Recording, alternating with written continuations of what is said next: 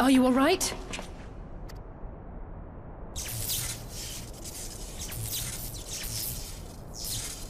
Ah, I think that answers my question.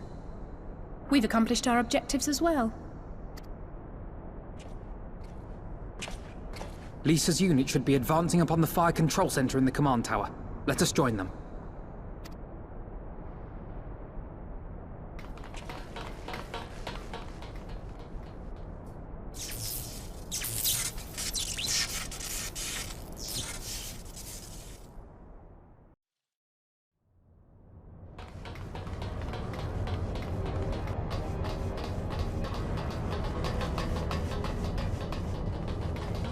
Lise!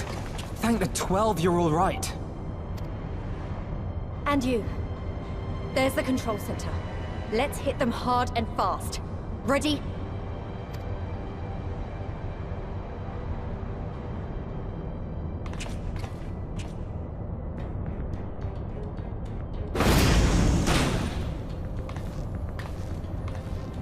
They're here!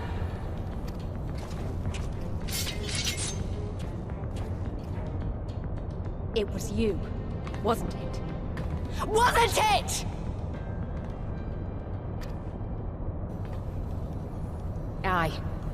I gave the order to fire.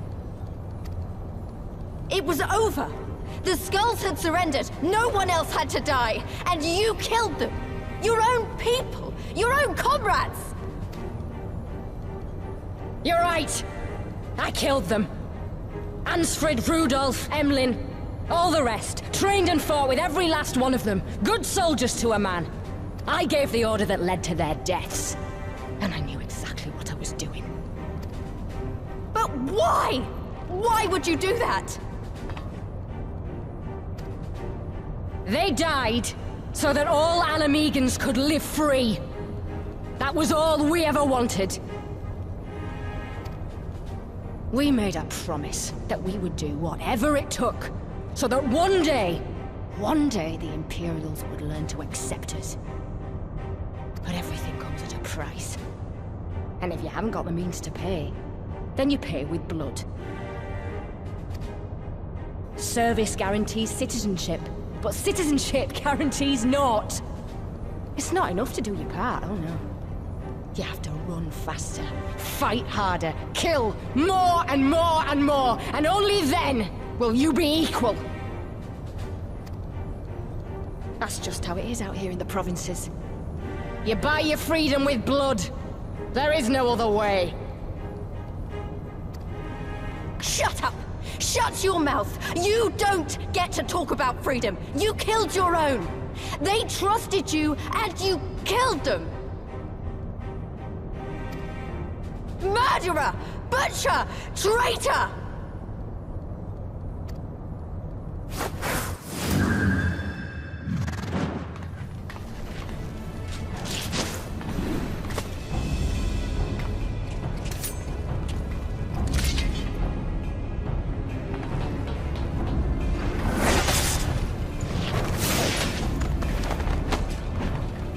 Lise!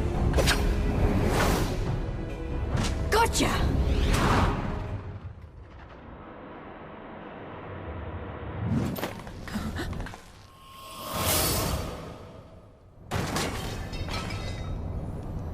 I know what you can do. I've already seen it.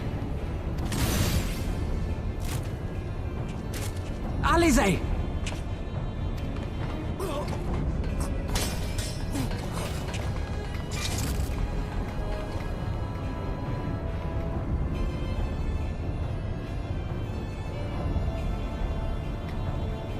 Even so, the odds are against me.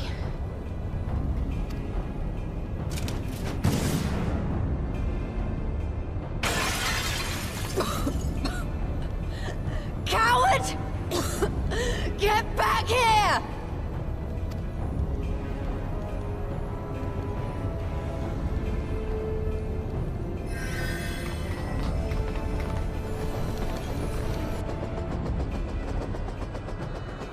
Hero!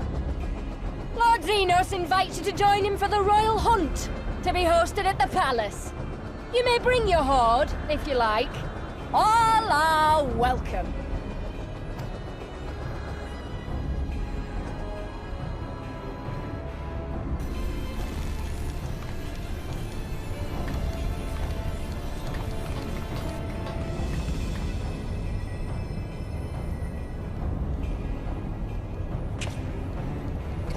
She'll be all right, but we'll need to carry her.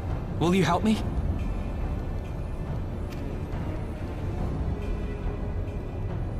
Thank you. Lise, I leave matters here in your hands. Right.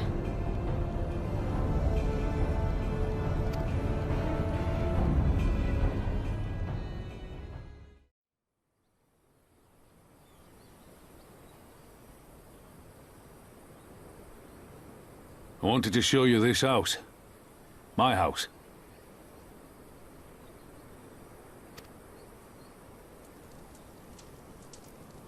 You mean, this is where you grew up? Aye. Not much to look at, is it?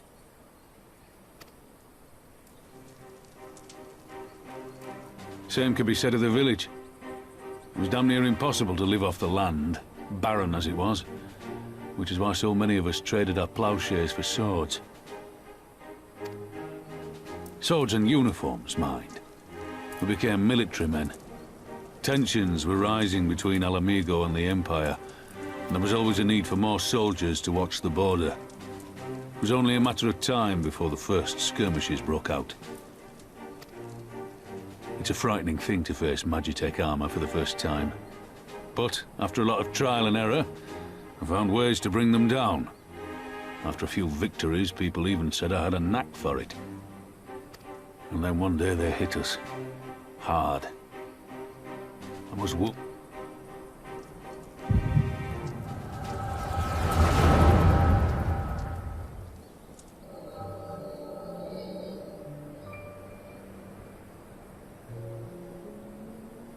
Will you remain silent for fear of the Mad King's vengeance? Of his eyes and ears in the shadows and his knives in the dark? You, who call this living dishonor our nation. It is but a slow death.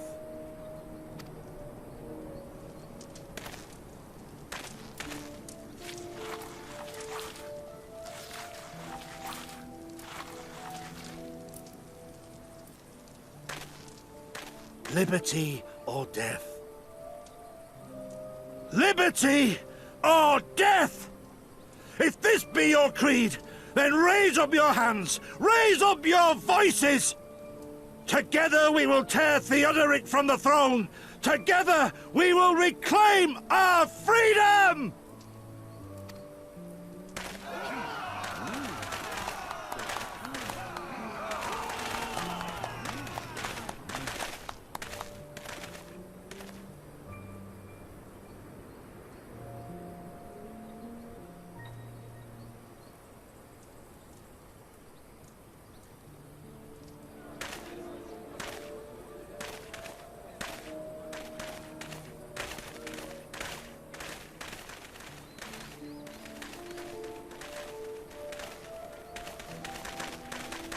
Send you home to men, did they? Aye, sir. Garlean's got the better of us. The chirurgeons say I'm healing well, so it won't be long now.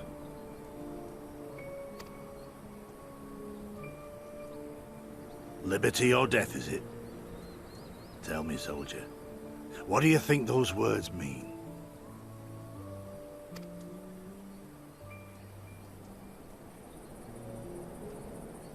We must needs be willing to die for liberty. Spoken like a true patriot. But liberty should not be the end in of itself. Liberty is a chance to build something better. A stronger, more prosperous home for our people. It's not quick or easy work. And it is never truly finished. But if you neglect it, then sooner or later, You look up to find you've traded one tyrant for another. Well, sir, I've never asked for much. Never wanted to live like a king, just wish it were a little bit easier is all. For me and everyone else. And I'm willing to die for that, if that's what it takes. Dying is easy, soldier. Living is harder. Rest, mend. Regain your strength. You'll need it in the days to come. And mayhap one day we will need it too.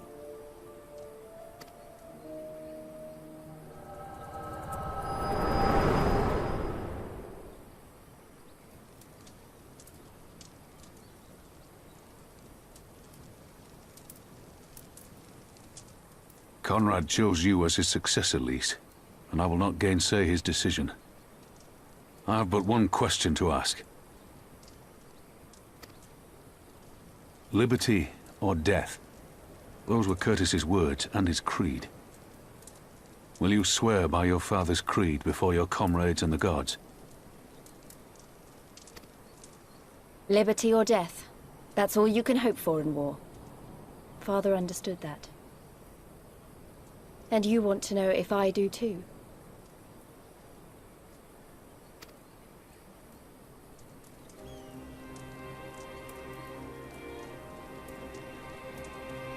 I swear to you, here and now, I will fight until the end. Be it liberty or be it death. But the freedom we win must be for every Alamegan, even ones like Fordola, though they may hate us, and the Ananta, though they may fear us. We'll fight, and we'll talk, and we'll find a way to make it work for all of us. Compared to all that, retaking our home will seem like the easy part. A good oath. And there is naught else to say. You are indeed your father's daughter.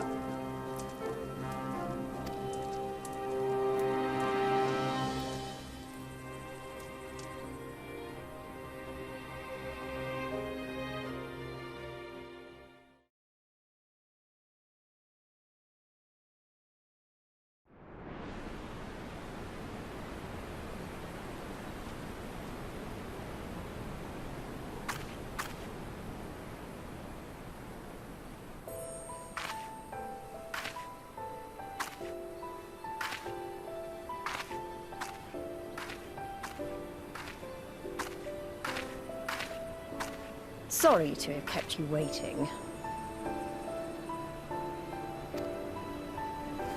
Well, what do you think?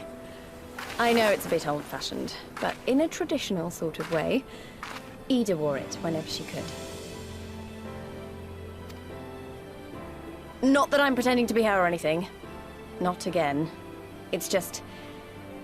if this is the last battle we fight to free Alamigo, then she ought to be a part of it.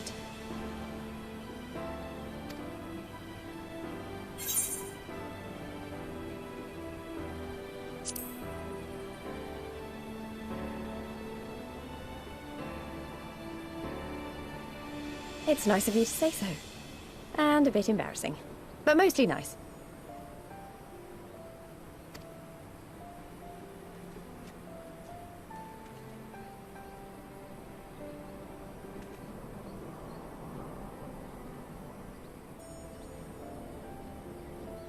Anyway, the real reason I asked you here was to sneak in a warm-up before the final battle. There's this place I know where monks used to spar as part of their training. Care to join me?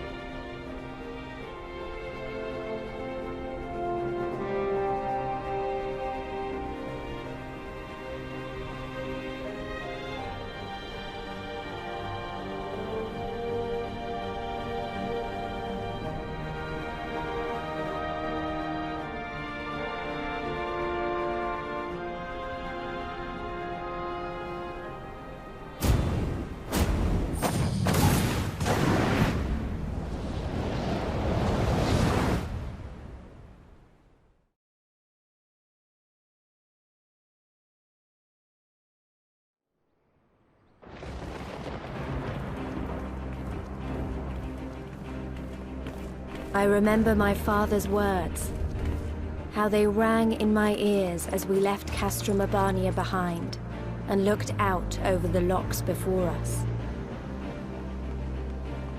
Comrades brave and true, they had come from all across Eorzea to stand with us, to stand against oppression and tyranny.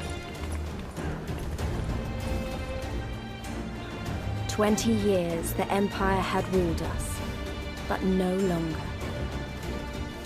Liberty or death. Liberty or death.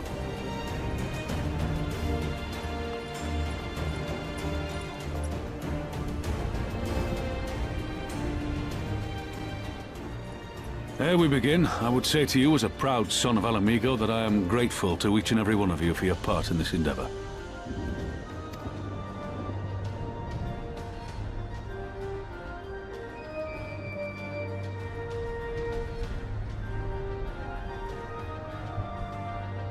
Now, to the heart of the matter.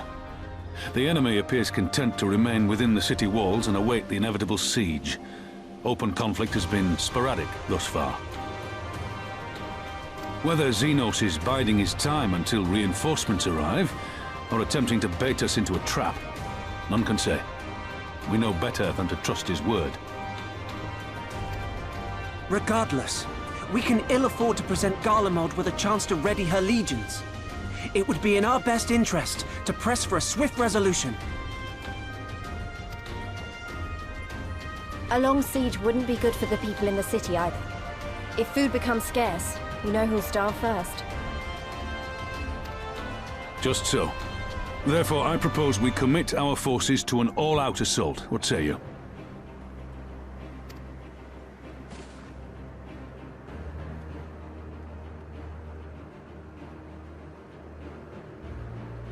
Twould seem we are of one mind. Then let us proceed to the how of it. The Immortal Flames will form the vanguard, supported by the archers and the conjurers of the Order of the Twin Adder, under the Elder Seedseer's command.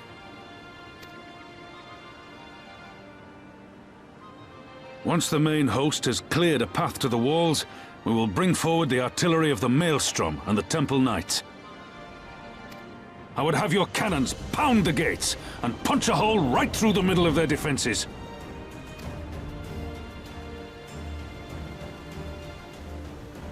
What about the resistance? Your part will be to occupy the residential district and keep civilians out of harm's way. The people are more like to trust their own. Of course. You can count on us. Remember that there is a second entrance to the city proper there. If all goes to plan, we will have secured 2 points of entry. Once both objectives are complete, we press on into the city, surround the palace, and hunt down Xenos.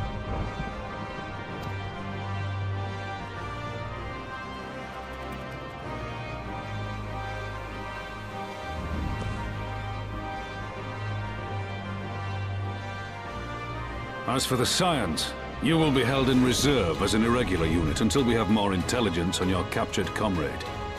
Kryle's rescue will be your primary concern, but I dare say we'll find a use for you once her freedom has been secured.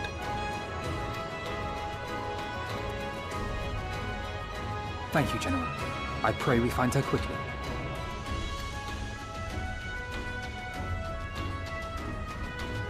Rhalga's beacon nears its end. Soon, my friends, Alamigo will be ours once more!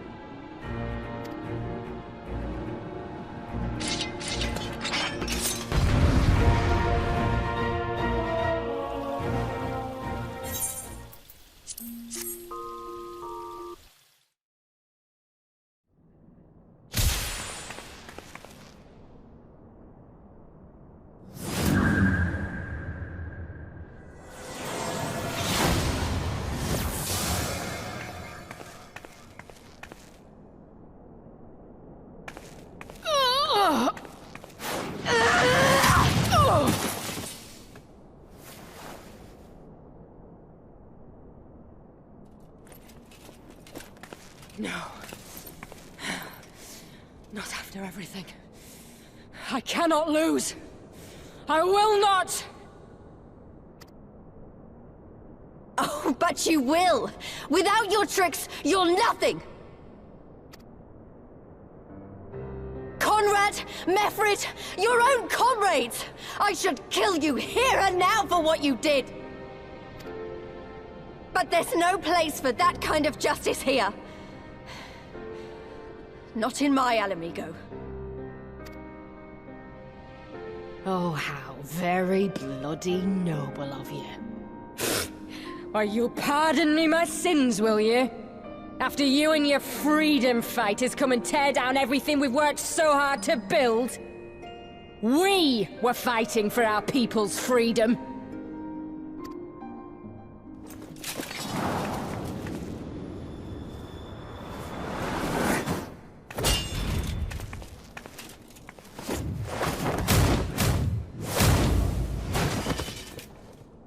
You're slaves to a tyrant! There's no freedom in that!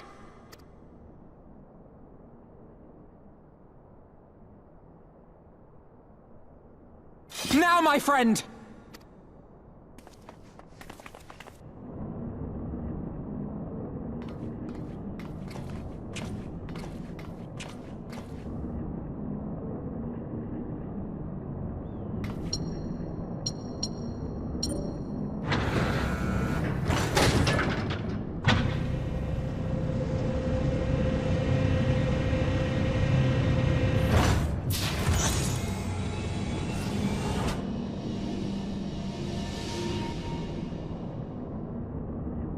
Croyle!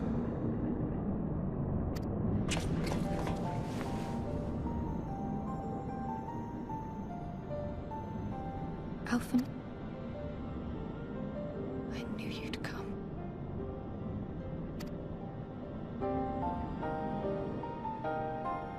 Touching as this moment is, it will have to wait.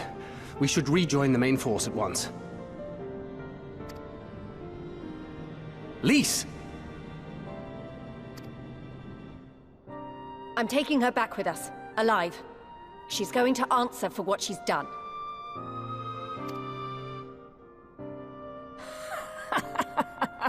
Listen to you, talking like you've already won. Xenos is gonna tear you apart. He commands a power, echoing that of the Icons. What are you talking about?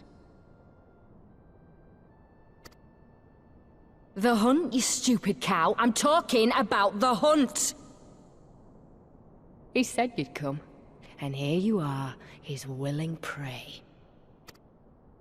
You and your friends are dead, just like mine. And all our misery, all our sacrifice, it was all for naught!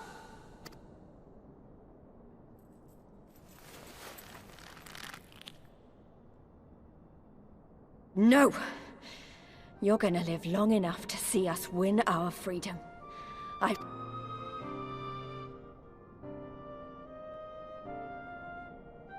May I live 1,000 years.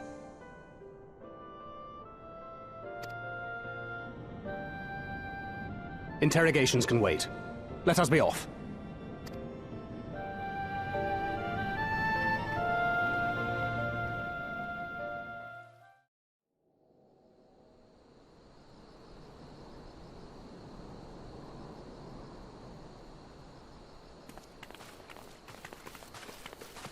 Ah, the heroes of the hour.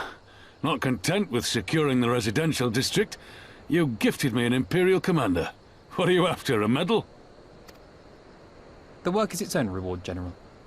I must say, however, that Fordola's claims were not a little disturbing. What manner of power could Xenos have acquired that might equal an Icon? Might she speak of our missing Omega?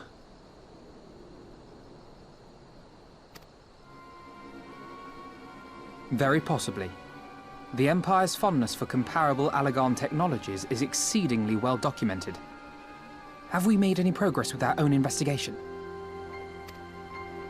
None. The search goes on in earnest, but Sid has thus far found nothing of note. Mayhap the Garleans beat us to it. If they were working desperately to repair the machine, that might explain their decision to remain within their walls.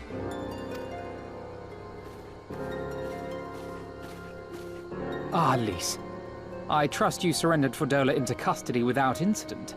We were just discussing the pilot's claims. About Xenos and his newfound powers. She hasn't said a word on the subject since we rescued Cryle, even when the interrogator asked nicely.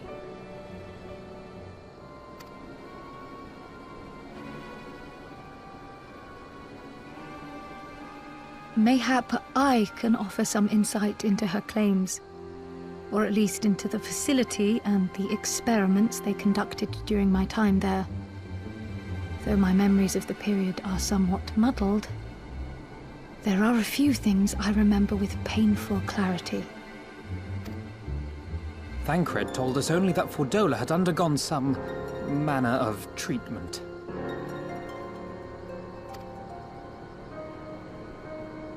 Yes.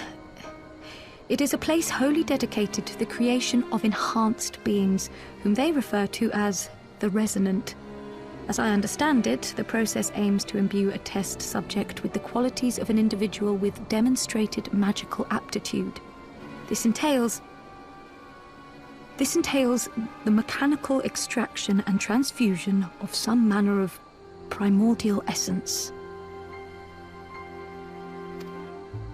So that's how Fordola improved so fast. I knew there had to be something. She wasn't half as strong or quick to predict my attacks when we first met. If it weren't for Oriange's siphon thingy, I really don't think we'd have beaten her. My humble scheme asked far more in the execution than it required in the conception, I do assure thee. Oh, you've got to stop doing that. In calling upon Lady Alisaie after her defeat, I was most intrigued to learn of the apparent effortlessness with which Fordola countered her attacks. 'Twas as if she knew the blade's destination ere its journey began. A most impressive feat under any circumstances, but an almost miraculous one when considered in the context of Fordola's unfamiliarity with my lady's arts. How then could she so perfectly predict an unknown opponent's every move? After much deliberation, I surmised that Fordola may be possessed of a preternatural ability to divine meaning from the fluctuations of an individual's ether and to instinctively react. To employ a metaphor, one might say that she was attuned to the whispers of my Lady Alisaie's soul. Wait, have you not just described a manifestation of the Echo? I had no conclusive proof. The available anecdotal evidence suggested only that Fordola was uncommonly sensitive to etheric fluctuations, and 'twas this which led me to develop my stratagem. I would fashion a device with the capacity to generate a massive disruption in the surrounding ether. If, as I suspected, Fordola's senses were indeed questing for the most minor of oscillations, the shock of exposure to a more amplitudinous etheric waveform would be akin to a debilitating bout of ether sickness. How ingenious. I note that the success of your plan hinged on your device's wielder remaining ignorant of its purpose, lest Fordola divine your intent. Indeed so, Master Alphino. All things considered, 'twas a most fortuitous outcome.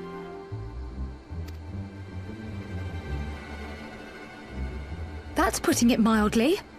In any event, if Oriange is correct, that would mean these Resonant have been granted the power of the Echo via artificial means.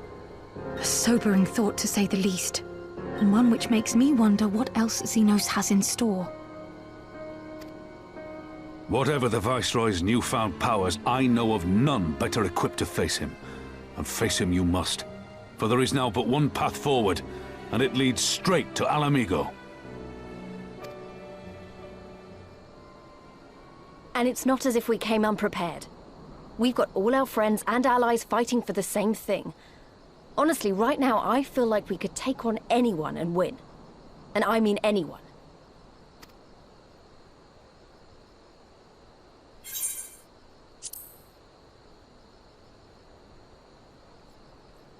Exactly. Oh, I wouldn't want to be in Xenos' boots. Not with the likes of us coming to get him. Right. I'd best get back to the residential district. Thancred and the Resistance forces are waiting.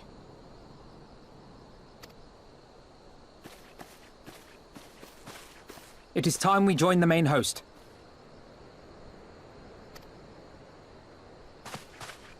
Kryl, in light of your recent ordeal, might I suggest that you remain with the rearguard for now?